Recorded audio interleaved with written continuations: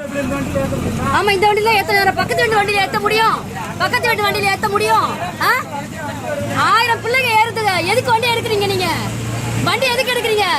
அவங்க வீட்டு பணத்துல தான் உங்களுக்கு சம்பளம் வருது. அதை ஞாபகம் வச்சுக்கோங்க. முதல்ல ஏறதுக்குள்ள உங்களுக்கு என்ன அவசரம்? நீங்க எல்லாம் எங்க பேசணுமோ அங்க பேச மாட்டீங்கப்பா. எங்க பேசக்கூடாது அங்க பேசுவீங்க.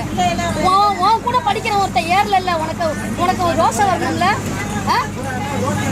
ரோட்ல நிக்காம உங்க வீட்டுல வந்து நிப்பாங்க. ஸ்டாப்ல எதுக்கு நிக்காம வர்றீங்க நீங்க? பசங்க 100 பசங்க நிக்கிறாங்க அங்க. உங்க வீட்டு பிள்ளை இறக்கி விட்டு போவீங்களா இப்படி?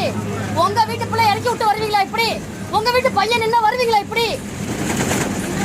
பேசுங்க. உங்களுக்கு தான் பேச தெரியல, பேசுங்க.